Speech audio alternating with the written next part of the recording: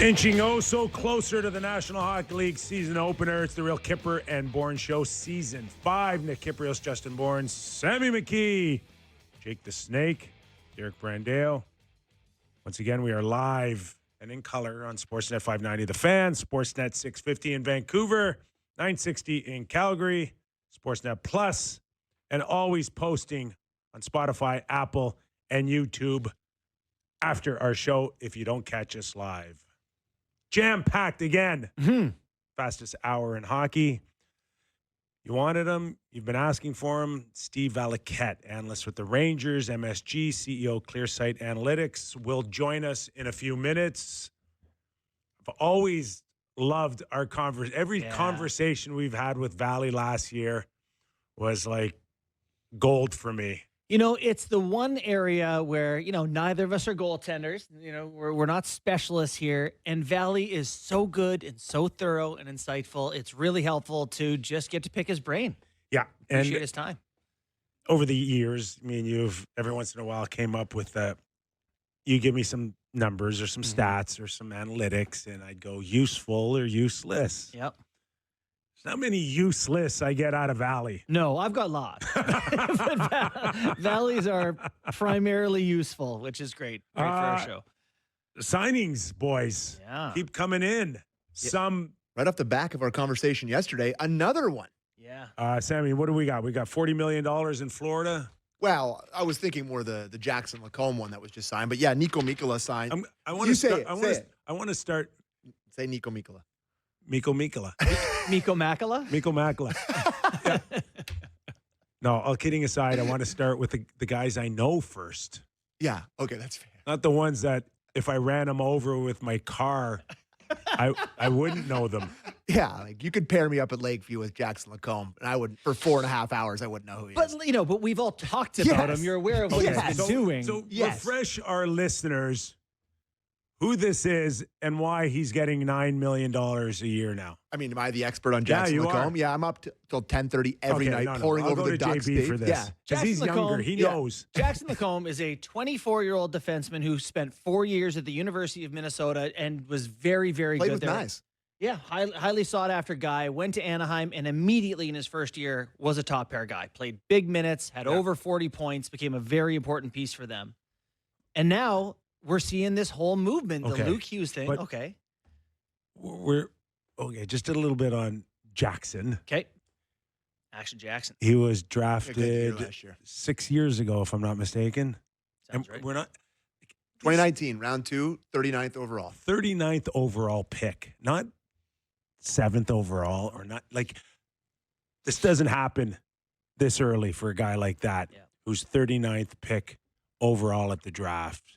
And I know he had a pretty good year, right? Really last good year year, last year. 14 goals. Year. Yeah, 14 goals. 20, Okay. On a bad team. 0. It was not a minus on that team. Is that still enough for Pat Verbeek to completely tell the world that this guy is just a stud and I got to do something no different than Jersey did with Luke Hughes? Yeah, I love this because it really feeds off our conversation yesterday, and I wrote an article on sportsnet.ca, which should be out any minute, about this very thing, which is the salary cap is doing some crazy things now. And it could be in 3 years, $120 million. And so teams are trying to get out ahead of getting stuck with Kirill Kaprizov's contract, where you're eating that massive number for someone who's important. You made a good point yesterday about these guys haven't done anything yet. You know, you don't know. These guys could take a step back and all of a sudden, who knows? We are now signing guys to tens of millions of dollars on promise projections. Totally. Less games played than Luke Hughes has. Yeah. And on the other hand, games. It's the way we've seen teams get the most value by far, not even close, is by going out and saying, before this guy hits, I'm going to say we're going to give him the money. And Brandon Hagel makes $6.2 million for the next 6 years because Tampa did this. Okay, a guy that we were able to sign in the offseason to a maximum year deal without. Oh, Jesus! What? Yankees hat day one. For those of you that Big cannot game tonight, boys. For those of you that cannot see our beloved Steve Valiquette on Zoom, he sporting a Yankee jersey on a Sportsnet Blue Jay network. He's allowed. He's in New York. Disagree. That's all right. We still love you from the nose down. We still love you. Well, I told you guys when I come on the Kyper and Bourne show, we're in year 5 now. Is Yep. that right, Yeah. boys? I'm going to be throwing some cheese today. 101 up in the zone. All right. So before we get into specifics on a few, just your overall thoughts of the contracts that we've seen, and where's your comeback with all this money? Yeah, look, I think the Kirill Kaprizov contract, guys, it does represent what he brings offensively to the team. It wasn't one that you could let walk. I understand Minnesota's position. I understand that by the same token, Connor is going to require to capture that kind of money as well. Look, I think that that's the way the league's going. It's hard for us to see. I was listening to your show yesterday with Jason York, and these are dollars and cents that I didn't see coming 5 years ago from where we were in the cap to now. Coming out of that 04-05 lockout, guys, when the salary cap ceiling was like 44 million, you know, as my co-host at MSG always says, how we looking? All right, Vally, let's get her going for this season. Let's start with your position at best in net, and I'm gonna start a little bit wider, and then I want you to bring it into the Edmonton Oilers and Connor Ingram. And where are we in the National Hockey League going into the 25-26 season on supply and demand in net? And how we end up seeing a guy like Ingram now in Edmonton.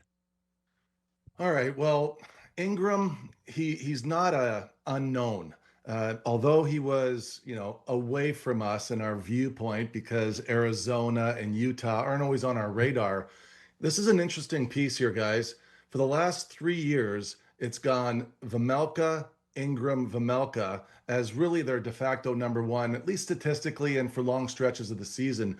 I don't know if a lot of people know this, but 2 years ago, as of February 1st, he was the 4th best goalie in the NHL.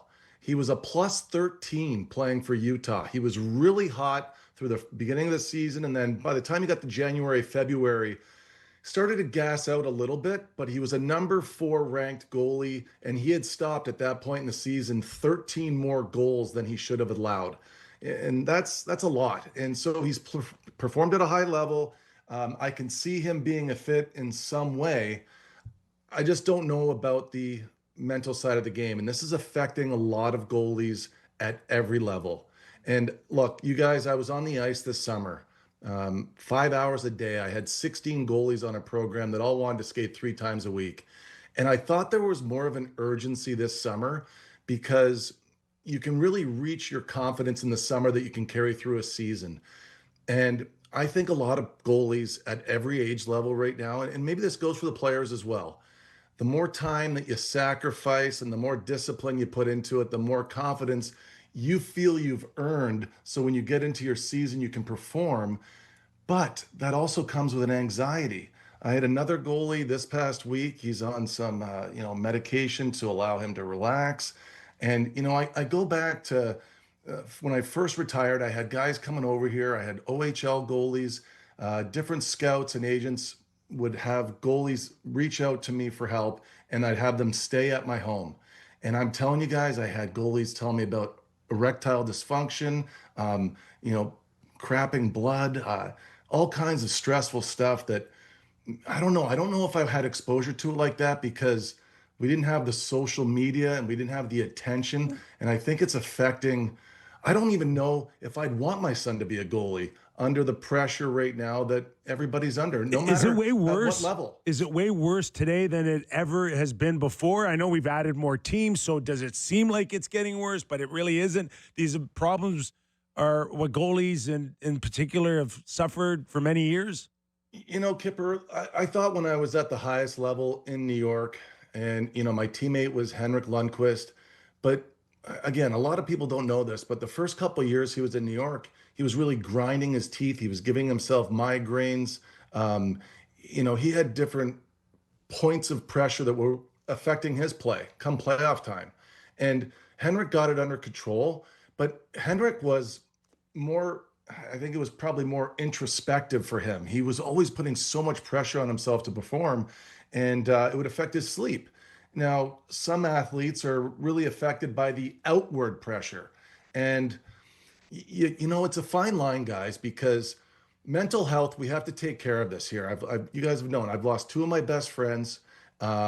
This past week, I had another funeral. It was a detective in New York City that commits suicide, 9/11 first responder, and he was going through mental health. And it's all walks of life, but you're trying to draw the line too, because 2 years ago in a game that I'm covering in the NHL, a particular player misses 2 weeks because his girlfriend broke up with him. So, you know, you're going through what's allowable, what can we stomach, but then also being sensitive to it. And I think this is really hard for a lot of us because, you know, I'm 48 years old. I remember what it used to be like. And now I'm trying to, with the new athlete, really lend myself to being able to be compassionate too. You guys, you know what I'm saying. It's not easy. Yeah, I saw a great line about golf, and I think it goes for a lot of sports, which is that it has to mean everything, but it has to mean nothing at all. You know, like you just can't, you know, you need to kind of find this balance where it's not, you know, it's everything when you're in it, but it's just a part of who you are as a person. That's a big challenge. To your point about, you know, I don't know if you'd want your kid to be a goalie. I think that's what's happened here in Canada. We're two decades now of parents saying, I don't think I want you doing that. And I think it's reflected at the highest level now, Vally. It's hard. No, big time, Borny. Look, the United States had one goalie drafted into the NHL this year. One. Yeah. Right. And every youth program at the beginning of the hockey season reaches out to me like I've got a basket full of goalies in my drawer. And teams don't have enough goalies. There's not enough goalies. There are more teams than goalies. You know, I can see the stressor on it. You know who it's really hard on, Borny? It's hard on the parents, right? Yeah, like it it's is. really hard on the parents. And sometimes I think that parents in hockey need to understand that when you go into the lobby after a game, don't give the parent of the goalie that just had a bad game a look. Like it's not his fault. Right. You know, and I see that and I hear that a lot. It's like the parents feel like they're wearing it after the loss. And because I work with young goalies, my message to parents is this: make it a fun experience. By the time they get to 14, they're going to have two hands on the wheel. It's up to them. Make it a good experience until that time. If they love the sport deeply enough, they're going to take it from there, because what I believe is that you just end up outlasting a lot of different athletes as a goalie. You might not be better than them, but they just choose to quit before you. And that's why a lot of goalies go on, because they're the last of the Mohicans. Yeah. You know, and that's really what it is. It's definitely a grind that way. You are watching in color, albeit with a New York Yankee hat on, Steve Valiquette, New York Rangers on MSG, CEO of ClearSight Analytics. Okay, just to follow up what you just said in terms of, you know, the challenges of being a goalie and managing expectations. You know, where is it in a goalie's mind on the demand, and you can include Kaprizov, the pressure of living up to like being an $8 or $9 or $10 million goalie, and then again managing expectations. We just saw recently Stolarz, who had a great season for the Toronto Maple Leafs last year with great numbers, go into a contract where the numbers were a little underwhelming for me, Vally, at 3.75 when he's going to start as the clear-cut starter for the Toronto Maple Leafs, and we have seen some athletes at the time bet on themselves to say, hey, listen, if I have another good year like I had last year and I added 10 more games, I can get myself to $5 or $6 or $7 million here. But he took the security of a 4-year deal at 3.75, which good for him. He's comfortable with it. The team's comfortable with it. It seems like a win-win for everybody. But where is it in a goalie's mind? How important is it to kind of know where you are and where you're comfortable with? How big of a challenge is it for Stolarz now to move forward here and have a career year after being kind of the look of a backup for 10 years? Yeah, I'm with you, Kipper. Look, I think that I remember him. Okay, I was working at Quinnipiac in 2012 when he was playing in the NCAA before he went to the London Knights. And at that time, he didn't even look like he could play. And I was surprised that he was a high pick by Philadelphia at the time. And I'm like, geez, are these guys really sure? But he has taken a long road to get to where he is. And I couldn't be more proud of his journey. I think the world of this guy. Look, he's a big man at 240 pounds, and there's a lot of pounds of pressure coming down on his body. I don't know the long-term ramifications of that, but we have seen that a lot of other big goalies have a hard time staying healthy. And when I look by the numbers over the last 3 years, I have Anthony Stolarz statistically, underlying numbers, adjusted save percentage, second best goalie in the NHL. Wow. So his numbers and his performance, to my eye test, would say, you know what, man, if I'm your agent, I'm betting on you all day here. You're a top goalie in the league. You're a top 5 goalie in the league. Just say it enough so you believe it, so you can go out there and execute it. And I think he has all the skills, he has the resources, he has the mind necessary for it. And, you know, on the flip side, do understand that the strange thing and the pressure that goes with being a goalie is you could be on a hot streak and it can get taken from you, because unlike the forwards and the defensemen, you don't lose your points. You don't lose your goals and assists when you have a bad performance. As a goalie, your save percentage can drop after a couple of bad games, and now you're in a different money bracket, and not everybody wants to play for their stats all season long. And I can sympathize with that position. Did he want the sure thing? I thought the sure thing, even if he had a bad year, I thought he'd get that number, Kipper. Even on a bad year. Yeah. So I thought jumping at that was a little too soon. One of the top goalies in the NHL. Look, I'll just run into this right now because I was looking at top 5 guys over the last 3 years. When you look at a big enough sample size, you see enough scoring chances, you can see who is really tops where in screens, deflections, broken plays, and all these things. But, you know, Bourne, at the end of last year, you brought it up where you were saying, you know, Vally, I know you give me credit. I've been right a couple of times with the next breakout guy. I think that we've got a pretty undercover breakout guy this year, Jack Greaves, Columbus. Oh, yeah? Yep. Yeah. And now he's the best performing goalie over the last 3 years in adjusted save percentage. Now, think of adjusted save percentage as, you know what, guys, I came up with this idea. I'll tell you why. Because when I was playing against the St. John Flames in the AHL, Jim Playfair was the coach. And they had a neutral zone play where everything was on net and then they'd forecheck from there. So you'd get like 10 or 12 extra shots a game. It was awesome for your save percentage. Every night against the Flames was like, you know, a 40-shot night, but it was really like a 25-shot night. So I like to just remove that noise from the save percentage, because the NHL save percentage does have a lot of noise in it. And sometimes it's like a stuff on the strong side of the ice where they get like 3 rebounds against the pad and then it's 5 shots on goal, but it really wasn't. And at any rate, when you adjust those numbers and you just put the scoring chances in, that's your adjusted save percentage. And Jack Greaves is number 1 over the last 3 years. And I fell into a lot of video for him. And that's one piece that I like about the analytics, is it just gets me to the video. And I'm watching this guy, and this guy has had 56 east to west plays over the last 3 years. Okay. I'm going to double check the number. It was 6 goals against, only 6. So again, I'm showing the young goalies that are sort of around his height, because he's a lot like a Dustin Wolf. He moves like a magician out there, but he's got that height, and he's listed at 6, but to me, he looks more like 5'10", 5'11", but his feet are under him. And everything east to west, he's arriving on his feet. He's an elite skater, just like Dustin Wolf. He's the same age as Dustin Wolf. He doesn't have the same pedigree, but he's had some high-end stuff. And I like to use him this summer as an example because he has posture. And at this stage in coaching, what I believe is more important than angle, depth, and squareness is having the right posture. It's standing in an athletic position. It's coming down with the puck.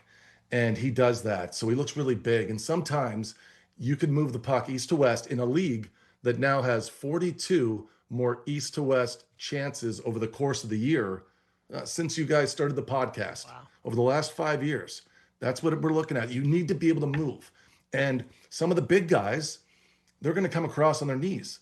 Now, would you rather have Jack Greaves coming across on his feet as a 6-footer, or a Ben Bishop-sized guy coming across on his knees? I'll take the guy on his feet. So I see a lot in this guy's game. Now, number 3, Okay. Number 3, we said Stolarz is 2. Number 3 is Sammy's boy. Boy, did Sammy go hard on Ottawa yesterday. Oh my goodness. Was it on Allmark? Linus Oh yeah, Ullmark. just on the team in general.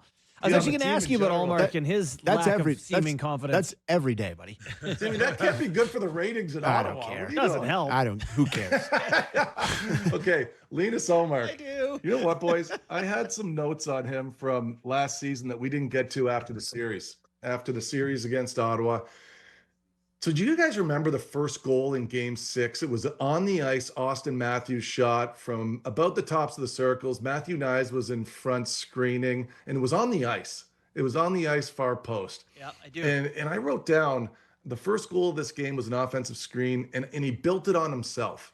And the reason why an offensive screen, it's not a big scoring chance in the NHL, it's not that hard to defend when you're a goalie. And I'm going to explain this because I bring this up to my shooters all the time when we're in practice in the summer. Now, when you are in the net and there's a left-handed defenseman dragging the puck from the boards to the middle of the ice, you're always looking over the right shoulder of the screen in front. But this is really important for young defensemen to know. If you can break the midpoint of the ice, so just get it past midpoint, the goalie will transition from right shoulder to left shoulder, and that's when you should release the puck. Adam Fox, when he's at his best, when Kreider was in front over the last 3 years, they had the most success being able to bring it across the body, but during that switch. So it's that transition that everybody should know about. Very easy in practice if you're a coach. Just draw a line with your marker in the middle of the ice on the blue line and tell your defenseman when you're sliding the blue, don't just get to the middle, cross the middle. Keep your head up and deliver it across the screen body. Then you have a really good opportunity to score a goal. You have the best chance to score on a screen deflection or get a broken play. Now, on the one that Austin Matthews shoots, Ullmark is looking over the right shoulder, Nyes, and then he switches for no reason because Matthews did not cross and then built a screen on himself. And I've got the picture right here. He actually closes his eyes. You can see this. Oh right my here. God. Oh my God. So that, and this is just something I didn't use that next show we did, but I went back and was like, Poor dude, Linus. right. And, I don't know how they're going to handle this year. And I don't see this going well. I've been watching and hearing and listening, and you look at his record over the last 10 years, he's 5-13 in the playoffs with an 800 and 860, 896, 886, 880. You know, again, John Giannone would say it all the time. How are we looking? So I don't know how I think there's going to be issue with that this year. And as much as I like Ottawa and how well they defend, I don't believe in this guy. And Like I think it's going to be really at hard. least? Pardon me? I hope you like Miralainen then, the backup. I do. There. Yeah, I do, but good. it's only year 2 of a 4-year deal for $33 million. I don't know. How we looking? Next one is Connor Hellebuck. So he is number 4. Now, the only thing about Connor is he had the easiest environment in the NHL for the last 3 years. So the Hart Trophy, the Vezina, and all that, I do take that with a caveat because it's still the easiest place to play goalie. And Igor Shesterkin is number 5. And his adjusted save percentage really reflects how hard his environment was. I could segue into the next thing I want to talk about, but the environment in New York was just dreadful, and I don't know what they're going to do to fix that. Just on top goalies here, a lot of people still have Tampa Bay Lightning challenging Florida and Toronto in the East and in the Atlantic. Vasilevsky's still there, protected somewhat this training camp. They just claimed Phoenix Copley. Yeah. Is that a sign that maybe something, they're concerned about something with Vasilevsky? Well, you know what with him, Kyper? Just play less. Once again, I don't think the big guys should be getting into the 60-game mark. It's been, I want to say it's once in the last 20 years we've had a Stanley Cup winning goalie play over 60 games, and it was Marc-Andre Fleury. So get over that. I think that it's a real big deal here for the bigger guys to just co-goalie and then have the legs when the time comes to be able to play out the stretch in the postseason. He's always proven it. I've always loved him as a goalie, and he's still one of the top guys for me, but I don't think you need to stretch him out. Same thing goes for Hellebuck. Hellebuck played too much again last year, these to me are shooting yourself in the foot moments for these NHL teams. So, we're about to start our Leafs hour in the next couple weeks here. I don't know exactly when. I guess slightly Blue Jay dependent, but they have to make a decision who's going to play the other 41 games or whatever Stolarz doesn't play here. They're not sure about Joseph Woll. Don't know if you know anything there, but it's Reimer or Hildeby, I guess, that's going to be playing minutes here, like real minutes. You know who I think is going to be available, Borny, is and nobody's really talking about is Ville Husso. Oh yeah, is that? Yeah. They've got Mrazek and Dostal, and somebody's going to have to go through. And he interests Ville you? Husso played really well at the end of last season. And you know what, Borny? One thing that you and I have talked about is horses for courses. And there are other people in the NHL that think differently than us on that topic. They think about where is somebody had a high level of play, had a dip, and where can we rehabilitate him? Because it's in him. There's a goalie in this guy. Played very well in the minors last year. He had 4 really good starts for Anaheim. And at one time, he was one of the top 5 goalies in the NHL when he was in St. Louis. He didn't play well at all in Detroit. Maybe the expectations got to him. I heard that he's a carrot and a stick guy. You've got to stay on this guy. If you're going to bring him in, you have to ride him hard every day, make him accountable. And if you have somebody like that in your organization, he could really show big for you. So that's one I wouldn't sleep on, Ville Husso. So, Vally, how important is it that Brad Treliving gets this right? Because if he doesn't get the career year of games played out of Stolarz, can James Reimer put together 30-plus games because he's on a PTO? He's not starting tonight. No. Stolarz is expected to get the whole game, so I don't know if they brought in Reimer, but does that say you're on display Saturday night for the final exhibition game, and if you play well, you get a contract? If you don't, see ya. Yeah, Reimer's an interesting case, guys, because he's never really bottomed out. He's always kept himself in the game. And I give that guy a lot of credit. Guys, I remember, it took me a long time to play my first NHL season. I was 29 years old, so I went to 8 training camps where they're like, hey, man, you're not good enough. And by the time I finally made it, I don't know if you're familiar with Jack Valiquette. It's my father's cousin. He was a first-round pick by the Toronto Maple Leafs. I see Jack all the time. Years. Oh, okay, there you go. So Kyper, we're at a summer barbecue, and Jack says to me, he goes, Stevie, you thought it was hard to make the league? It's harder to stay in the league. And I was like, I got it, Jack. And, I think about that a lot. So give Reimer so much pressure, so much credit, because he's had pressure from each side all these years. Guys getting drafted, people coming in, and you know what? He's always found a way. He's a gamer, and I give him a ton of credit for being able to pursue Could he find that. a way this year, Vally? Well, I mean, I don't know. Did he have a good summer or not? I mean, there was one summer I worked on my house. I barely worked out. Didn't have a great year. Like, I don't know what he did. Just hammering nails all summer. That'll do it. Didn't have any money. I was doing all my own construction.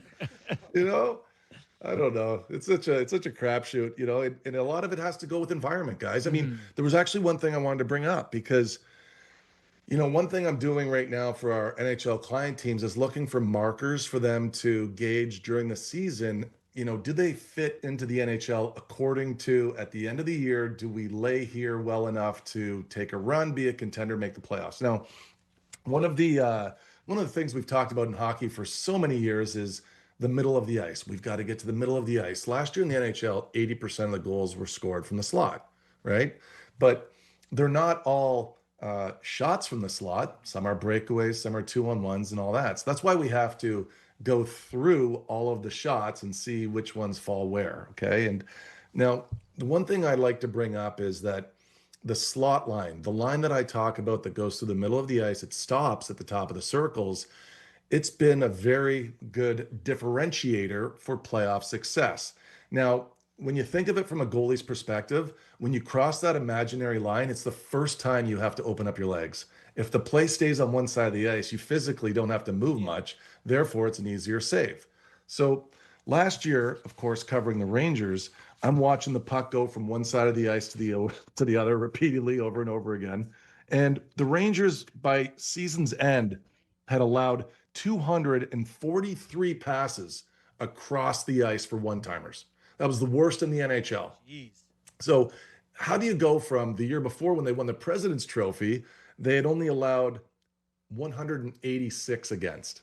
So from 186 to 243, the difference between their offense, which does account for the most goals scored in the NHL, the low east to west, the offense last year for the Rangers at 218, their defense 243, they're a minus 25. They don't make the playoffs because of their slot line differential, okay? The year they won the President's Trophy, they were a plus 75. What's really interesting is that last year in the NHL, of the 16 teams that make the postseason, 12 of them have the best differential of not allowing that play across the ice versus the ones that they get offensively. And the year before it was 14 out of 16. The year before that, 13 out of 16. The year before that, 12 out of 16. Yeah. It matters. But it's not just getting to the middle of the ice and shooting. It is crossing the middle of the ice. And this sets up in the first 3 weeks of the season. If you're watching the Leafs and you're seeing them give up that seam over and over again, that's not a good sign going forward because you've already broken the goalie's trust. Now he's going to back up in his crease, and then he'll get beat on the clear-sided shot because he's giving up too much net. So it's a good indicator for anybody watching their team in the first few weeks, see where that trust goes. Vally, one quick one before we let you go, man. This has just been fantastic so far. Carter Hart, with all this time off, a lot of speculation about him signing, perhaps even with Vegas. But how realistic is it that he can kind of pick up where he left off? You know what, Kyper? I think at his age, a year and a half ago. Yeah, it's not as bad as you think. It's not as bad as you think. I'm going to name drop here. Peter Forsberg. I ran into him when I was visiting Marcus Naslund in Sweden the year after I retired. Double name drop, to be clear? Double name drop. Oh, Nazi's one of my favorite teammates of all time. The best. The best. Keanu Reeves told me never to name drop. So he said to me, he said, Vally, when you've done this as long as we have, it's 2 weeks. He always said 2 weeks, 2 weeks. Remember all the times he came back from all the foot injuries and everything like that? So I honestly think, Kyper, and I did it. I went 1 year and I came back and played. I missed a year and I came back and played. And after a couple of weeks, I felt money. Like I felt good. I was fine. But guys, before you let me go, I came up with a new segment for this year. Oh, well then. Wow, let's hear it. And it's got a title. It's called Grill the Panel. You get 3 questions every week. This won't take long. And the winning player gets a steak dinner on me at the end of the season. What for he and his wife. All right. So I want you guys listen, we have to take it to another level this year, guys. All right. Hey, you're one up on Sammy for bringing us segments. Well, this one's even going to be sponsored. Wait till you see this. Sponsored. See this? Oh yeah. I sent an email today. I still got to talk to the boss and see if it's okay. But I think we're going to get a sponsored segment here. So Sammy's coming in as well. I tipped him off that we're going to do this. So grill the panel. Now, there's going to be 3 questions each week. The first question is just 1 point, pretty simple question. Second question, 2 points. Third question is worth 3 points. Whoa! Okay? So we've got 6 points at stake. I'll be the referee. All right. I'll keep track. Now, the first question, and this is really more of a bet. This is who's going to win the baseball game tonight, Yankees or Red Sox? Okay. It's worth a point. All right. I'm going to go in first, and I'm going to say Boston. Sorry, pal. Oh, come on, Bourne. All right. I got the New York Yankees. All You know, right. once What about upon you, a time, Sammy? I did throw out a first pitch there. I'm going the Yankees in the longest baseball game ever played, 38 innings. They're pitching people from the stands to get through it, but the Yankees will win tonight. That's Sammy's hope. Yeah. All right. I thought this was a cool bit of research, so I'm going to share this with you, and this is going to be the next trivia question. It's going to be worth 2 points. All right. Every year, I look at the top 20 finishers in the NHL, and I try and see who can be on the list year over year. Who's a bankable finisher? And I'm going to list the top 20 finishers last year in the NHL. That's based on their scoring chances, how quickly and how easily do they stay above expected. Now, these are the top 20, okay? I'll say this quickly here. It's Tage Thompson, Draisaitl, Ovechkin, Reinhart, Geekie, Fantilli, Robertson, Point, DeBrusk, Dylan Strome, Nazem Kadri, Alexei Protas, Ryan Donato, Patrick Laine, William Nylander, Marchenko, Tom Wilson, Matt Duchene, Kent Johnson, Adam Gaudette.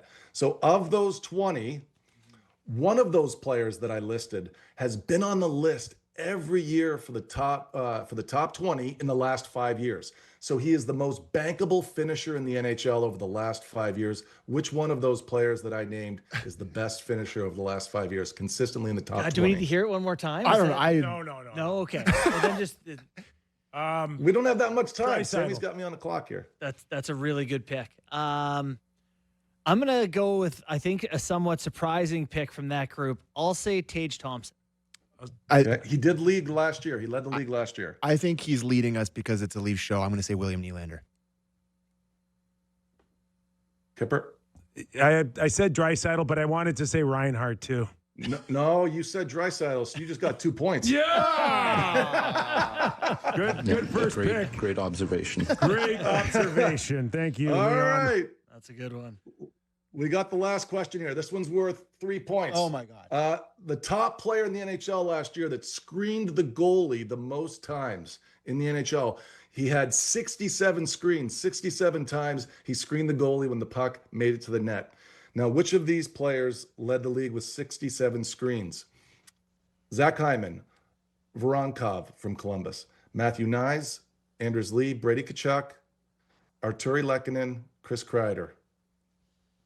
It's one of One of two those guys. guys. You know what? I'm going to say Chris Kreider. Okay. I'll say Zach Hyman. How many games did he play? Brady Tkachuk. Final answer.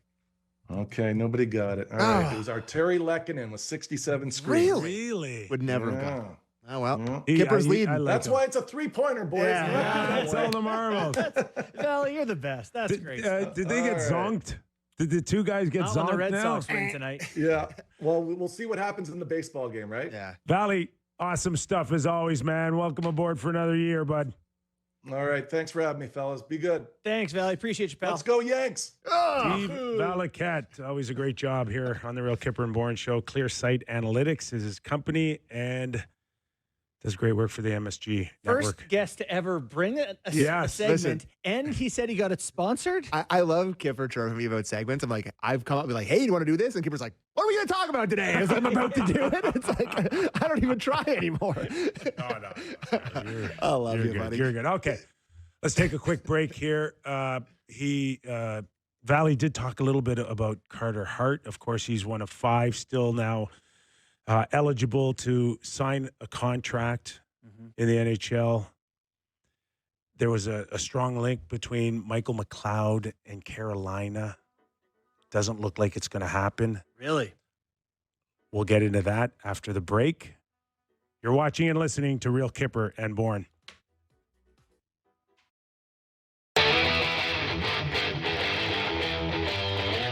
Back in studio, Nick Kypreos, Justin Bourne, Sammy McKee.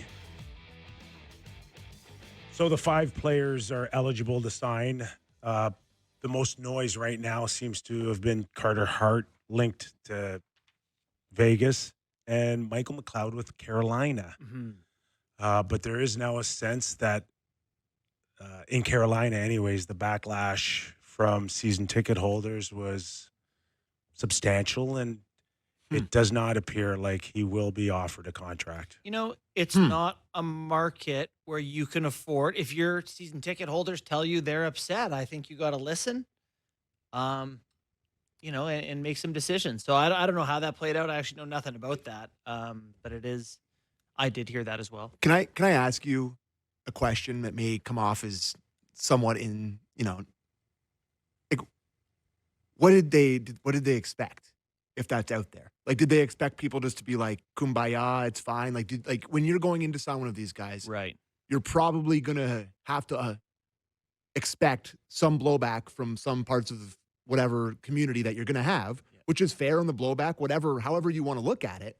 But to kind of be towing into this and then pulling out because of, you know, feeling like this I don't know. I just don't know what you expect.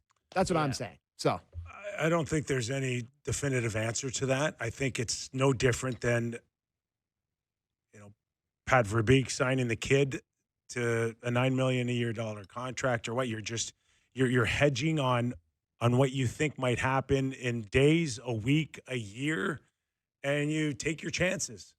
And the one thing about this scenario is, I mean, at some point weeks ago, there was some, I don't know if it was a leaked story or just rumors, but there was enough people in Carolina that matter, like season ticket holders, to get the information that if you are thinking about signing this guy, I will no longer be a season ticket holder. Mm-hmm. And if you get enough of those, then it matters. Yeah. And then you make your decision accordingly. Like, so Stan Bowman and Joel Quenneville from Chicago, once upon a time, are back in the league.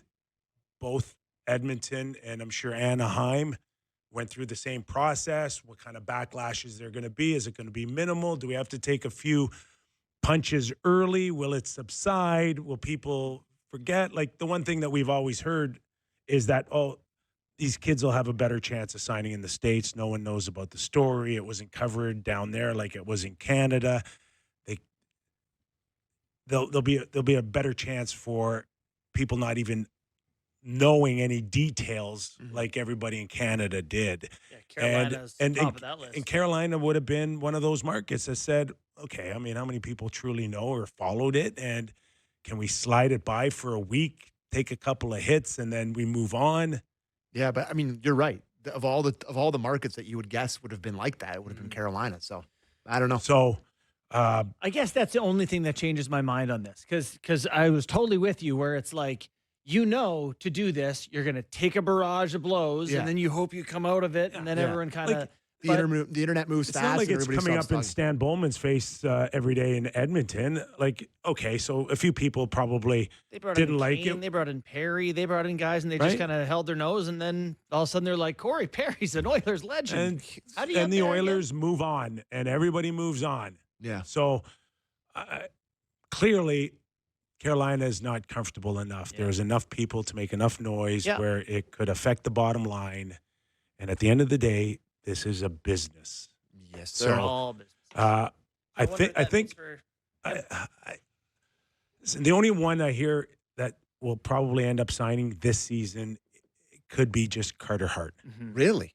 And that probably has more to do with the fact that his position is so highly in demand that people might be willing to take a few more letters from season ticket holders. Not to get too into it, though, I also think McLeod feels like a different level of making people uncomfortable. If you followed that story closely, he kind of feels like the one who would shoulder the biggest blame and, or however you want to discuss the situation. I'm not clear for sure on Michael McLeod's upside and how good he can be and That's how a factor too. How much different is he than? And the only one that could be a real difference maker between winning and losing, perhaps even a Stanley Cup in this group, is Carter Hart. And that's leverage in itself. Right. Yeah. Well, there you have it. Still no word, though, if that's official or Yeah. the Carter Hart thing, waiting on that. All right, Sammy, what else you got on us for us on this lovely list? You'd be surprised to know that the Toronto Maple Leafs are once again the most. They're worth the most, $4.25 billion. $4.25 billion. And you have it in front of you, but do you know what the next five are? Have you looked? Oh, the next four are. Sorry, in the top five. Yeah, Rangers. Rangers, Yep. Canadians, Bruins, Yep. Blackhawks. No. Edmonton. No, Kings. Kings? Kings are the fifth on this list. I just had Where's the the five, but Oilers? I can look for you. I just had those five on my list, so I'll look for you. Okay. I bet you the Oilers are They're high. pretty They're high. high. They're seventh or eighth. I did look at the list. Oh, you looked at it. Yeah. So tonight. Okay. Go ahead. I get like this list is a great list, right? It's a great list for the league owners, Yeah. Columbus over $1 billion. right? But I just wonder if this great world that we're now in the NHL and we're seeing it with contracts go up for certain players. Yeah. Oilers are sixth. Wow. Yeah. If all teams are really excited about this list, like the owners the bottom feeders on that list, if I'm not wrong, are Winnipeg and Ottawa, correct? Winnipeg, Ottawa, Columbus. Those are the last three. And they're 2 Canadian they're markets. about what, 1.3, 1.4 billion? Yep. You nailed it. Okay. So that may excite them, but what may not excite them is that the revenues that we do from a day-to-day operation doesn't really match the value or where salaries may be heading. No, so That's the worry. So, If I'm yeah. those, and not just those, maybe 8, 10 more teams, is that it's great that you think you can sell your house for X amount, but if you don't want to sell it today, just make sure that you can keep up with the $200,000 you need a year for the gardener and the pool guy and the tennis coach. So last year, you got more demands than I do. Last year, every team in the NHL had more revenue than certainly salary costs. Like I think every team in the league brought in between 174 and 185 million in revenue or something like that last year. Every team was in the black for the first time. Oh, I don't believe that for a second. Oh no? Oh no. You think some teams lost real money? Oh, in the league? Yeah. Oh, I think there's a handful of teams that have lost money last year. I'm going off an Athletic article I read today. Yeah. I don't believe that for 1 second. Well, that would be different then. So Yeah. you think that teams in the league are in trouble?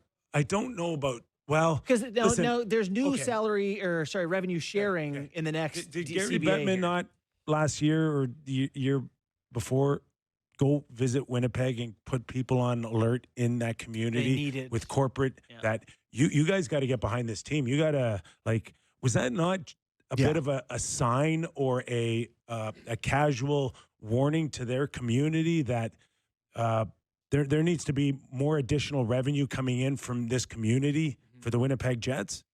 He doesn't do that if they're making money. No. So the line in this article, I think it's a Myrtle article, says even the NHL's weakest revenue drivers are pulling in more than required to meet player payroll. Aside from last place Columbus, the next six lowest revenue generating clubs, Buffalo, Utah, Ottawa, San Jose, Anaheim, and Winnipeg, still made between $174 million and $183 million last season. So, I don't think they're getting killed. Now the Leafs, on the other hand, made $380 million. Oh, listen, it's they're in another world. Yeah. They're another world. So they're funding Right. these teams in some And respects. even if you think that they're Awesome. breaking even at best or making a little bit, if we know what the projections are in 3 years, but if they go at that rate for 6 or 7 years, and now you're looking at You're still making 174, but all of a sudden the cap is 150. but you're making 174 Canadian and the Yeah. cap's 130 US. Right. Yeah, before any other It's cost. just- Yeah. It's great. Like as an owner, the real demand on these numbers aren't the business of it. It's how badly do you want a team? Mm-hmm. That's the hook for any new owner coming in. Can you There's stomach? only 32 of these membership cards. Do you want one? How badly do you want one? It's not, oh, can I see the revenue? Can I see the books? Yeah. And it's just you want to say you own the team. It's just, I just hope that, and with talk of expansion, that it's legitimately good for everybody. Yeah, $2 billion they're asking for franchises. now, Ooh. apparently. You guys on the TV tonight? Leafs, Red Leafs, Wings, full lineup. Elliott, Easton Steve. Cowan on the fourth line, like he's going to make the team. Let's go. Sammy, you want to come on the show? No. I'll stay home. I'm Cowan gonna, opening night. He's going to make it. Gonna put my feet up It's happening. and watch some baseball. Of course, you guys. Our thanks for the debut of Steve Valiquette on the Real Kyper and Bourne show. What do we have tomorrow, Sammy? It's Friday, so I'll text Mac and he'll say either yes or no, and then we'll go from there. Off the rails with Mac. Enjoy your night, everybody.